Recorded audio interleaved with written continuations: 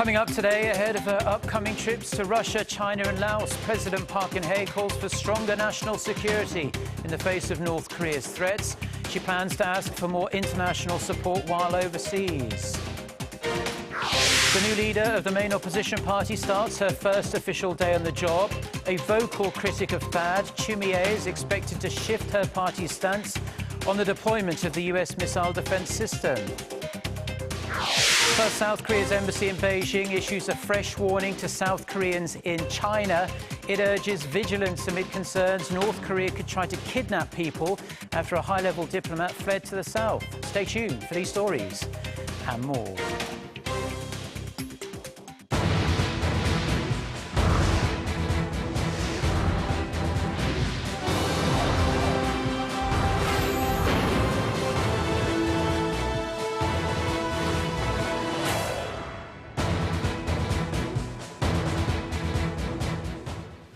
Hello, it's noon on Monday, the 29th of August. You're tuned in to our midday newscast here on Arirang TV. Thank you for joining us. I'm Mark Broom. Let's start at the top office this afternoon, ahead of her trip this week to Russia, China and Laos for a series of multilateral summits. President Park Geun-hye chaired her monthly meeting with her key aides this morning. The president called for full defense readiness against North Korea's threats. She also laid out her goals for those summits. Here's our presidential office correspondent, Song Ji-sun. President Park began her message by stressing the severity of North Korean threats, which have now become an imminent danger to the south. Regarding the North ballistic missile launch last week, which was an apparent protest against Seoul and Washington's joint military drill, President Park warned that the survival of the nation and the people will be at risk if Pyongyang managed to load a nuclear warhead on its ballistic missiles.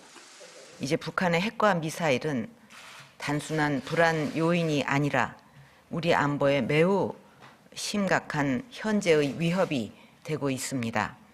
북한이 어떤 형태로 도발을 하든 그 시도 자체가 북한 정권의 자멸로 이어질 수 있도록 확고한 응징 태세를 유지해 주기 바랍니다. The president's message will be reiterated to world leaders at the upcoming Eastern Economic Forum, G20 and ASEAN summits, where she'll call for stronger, coordinated international efforts to counter the unpredictable regime and see greater room for regional economic growth. 러시아 라오스 방문과 아세안 관련 정상회의에서는 극동지역 경제개발 협력 방안을 논의하고 북핵 불용과 이를 위한 안보리 결의 이행 등 국제사회의 대북 압박 동력을 강화하는 데 초점을 맞출 것입니다. President Park vowed to take a leading role in open trade against recent protectionism on the global stage, while calling for national unity against North Korean threats. Song Ji-sun, Arirang News.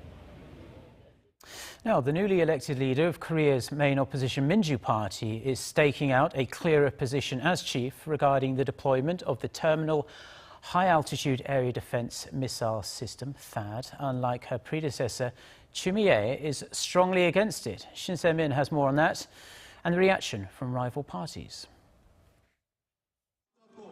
Changes are coming to the Jinju Party of Korea under its new leader, Chumie, who wants to move the party in a more progressive direction. One major change is her strong opposition to the planned deployment of the U.S. missile defense system, THAAD, to South Korea. Her predecessor, interim party leader Kim Jong-un, was neutral overall on THAAD, saying its deployment was inevitable in the face of Pyongyang's ballistic missile threats and Seoul's strong alliance with Washington. But as new party chief, Chu has vowed to give the party a clear stance on the issue, making the rejection of THAAD an official plank in the party platform. Her position has garnered a lot of attention from the other major parties. The ruling Saenuri Party's floor leader Chung Jin-seok called it disappointing and regrettable, arguing that in the face of security threats, South Korea needs to make a rational decision based on the national interest. Ruling party lawmakers also urged the government to consider building nuclear-powered submarines, saying South Korea's military needs to be able to effectively detect the North's submarine-launched ballistic missile threats. The minor opposition People's Party chief Park Ji-won, however, welcomed Chu's stance. He said it's as if the People's Party, which has stood alone against THAAD, has added thousands of reinforcements to its ranks. But Chu's new approach isn't limited to defense. She's also outlined an economic agenda different from the Park Geun-hye administration's, including closing the wage gap between temporary and permanent contract workers. Observers say that with the opposition staking a position further leftward in the lead-up to next year's presidential election, the 20th National Assembly is likely to be one of confrontation. Shin Se-min, Arirang News. The South Korean embassy in China has warned South Koreans to be extra vigilant as concerns mount North Korea could carry out small-scale terror attacks or abductions against South Korean nationals there. The embassy says South Koreans should refrain from travelling to the Chinese side of the China-North Korea border. It also advised South Koreans to keep up to date with the latest safety information. North Korean sources have said South Koreans in China and Southeast Asia could be targeted in response to a number of high-profile North Korean defections to South Korea, including the North's deputy ambassador to Britain. The embassy issued a similar warning last month following the mass defection of North Korean restaurant workers from China. Now, after more than a decade in limbo, a new law takes effect next week that will put the spotlight on North Korea's human rights abuses. It's also intended to make sure that government aid to the North isn't swallowed up by the regime. Connie Kim has the details. A new law on North Korean human rights is set to go into effect next month, after 11 years of wrangling in South Korea's National Assembly. The law aims to investigate and remedy human rights abuses.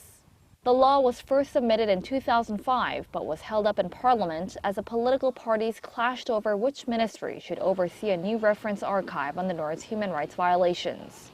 It was finally passed back in March, giving responsibility over the archive to Seoul's Unification Ministry, which handles inter-Korean affairs.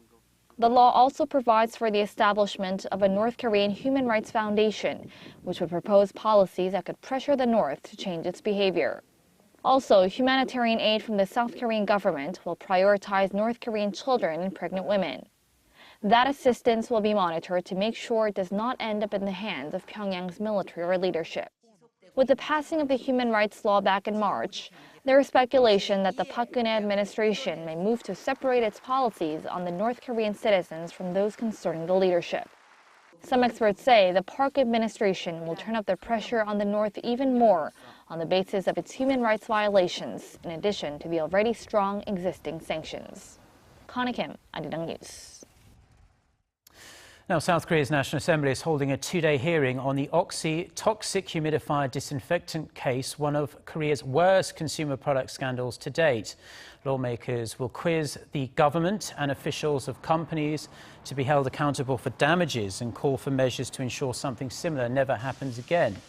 The panel has summoned former and current executives and officials from Oxy Reckitt Benckiser, the Korean unit of the British company at the very heart of this scandal. However, the hearings could run into some problems, as 18 officials, including 2 former Oxy CEOs, have said they'll either be absent or haven't confirmed their attendance. Hundreds of deaths and serious injuries in Korea have been linked to the use of the toxic humidifier products. A 4-story building collapsed in Jinju City, Gyeongsang-namdo province on Sunday, burying 3 construction workers under the rubble. 2 of the workers died, but one was dramatically pulled out of the ruins after 14 hours. Lee Min-young has the latest. The bodies of the 2 construction workers who died have been removed from the rubble of the collapsed building. One was found late Sunday night, the other in the early hours of Monday morning. The survivor, who is not in critical condition, was brought to safety after a grueling hours-long search and rescue effort. His life was apparently saved by a smoking habit, as he stepped away from his co-workers to light up just before the building came down. The wall next to him created just enough space between his body and the rubble to allow him to escape death. Rescue efforts in the city of Jinju in the southeast of the country had to be delayed as fire authorities were concerned there could be another collapse. The accident occurred just before noon on Sunday while the 3 workers were knocking down walls during renovation work. 2 taxi drivers who were on the first floor at the time of the accident were hurt, but their injuries are not life-threatening. Police say the building was built 44 years ago. An investigation has been launched into whether safety regulations were followed during the renovation process. Lee Min-young, Arirang News. Korea's Transport Ministry has ordered Fiat Chrysler, Ford and Audi Volkswagen Korea to recall over 10,000 vehicles. FCA Korea will recall over 3,000 Jeep Grand Cherokee SUVs and nearly 2,000 Chrysler 300C sedans over a rollaway problem linked to the gear shifter. Star Trek actor Anton Yelchin was killed in June because of this defect. Around 2,200 Grand Cherokees and 6 Grand Voyagers with wiring and oil pump defects were also recalled. Ford Korea will recall over 2,000 Mondeo sedans for software errors and nearly 2,200 Lincoln MKX SUVs with brake issues. Audi Volkswagen Korea has been issued a recall on one Bentley Continental Flying Spur to address a sunroof detachment issue. Now, eyes are on whether the US Federal Reserve will announce a rate hike in September following Janet Yellen's recent remarks that a case for raising rates has strengthened. However, market watchers say a hike in December is more likely. Kim Min-ji with the details. Could a U.S. rate hike be on the horizon? Fed Chair Janet Yellen said last Friday that the case for an increase had strengthened in recent months thanks to improvements in the labor market and expectations for solid economic growth, raising speculation a hike is in the pipeline. Although Yellen did not specify the timing, she said the U.S. was nearing the Fed's goal of maximum employment and price stability. Well, she's obviously looking at labor market conditions, and I think specifically the impact that a stronger, tighter job market may have on the prospect for rising wages. I think she's accepting that economic conditions are supportive of a rate hike. However, most watchers believe a rate hike will come toward the end of the year, not at the Fed's next meeting in September. CME Group sees a possibility of an increase of 58% for December, while Bloomberg forecasts a 62% chance.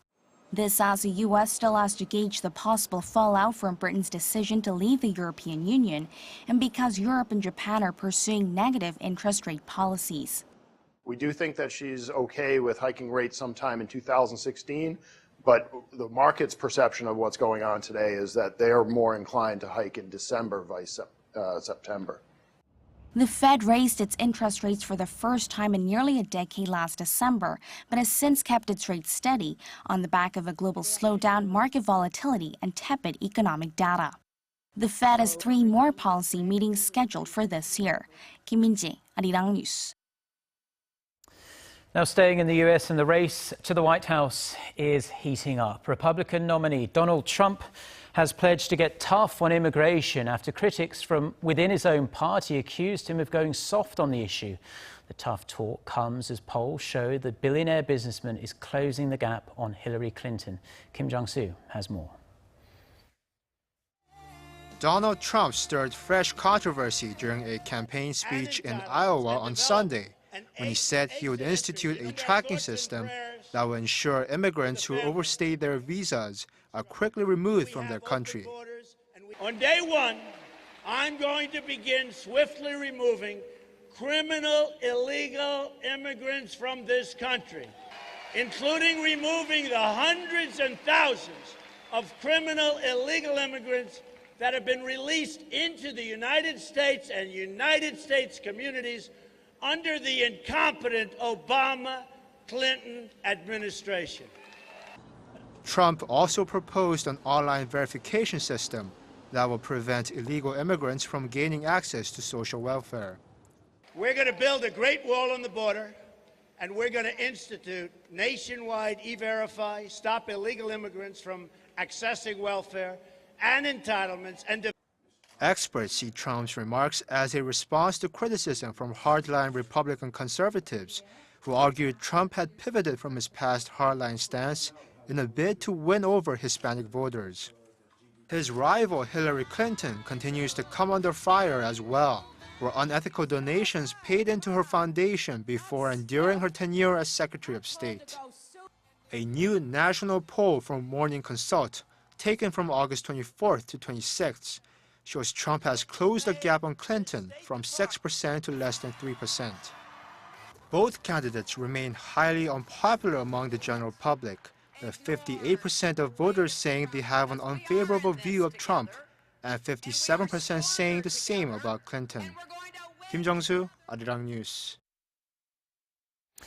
Now, Japan's ground self-defense force reportedly held its annual live-fire exercise on Sunday at a firing range near Mount Fuji. According to Japan's Kyodo news agency, around 2,400 soldiers took part in the 90-minute drill, also involving an F-2 fighter jet, artillery and vehicles, including the force's latest tank, the Type 10. They used about 36 tons of live ammo as well. Now, the scenario was based on combined forces retaking a remote island captured by an enemy. This year, around 27,000 people observed the drill, including Japan's defense minister.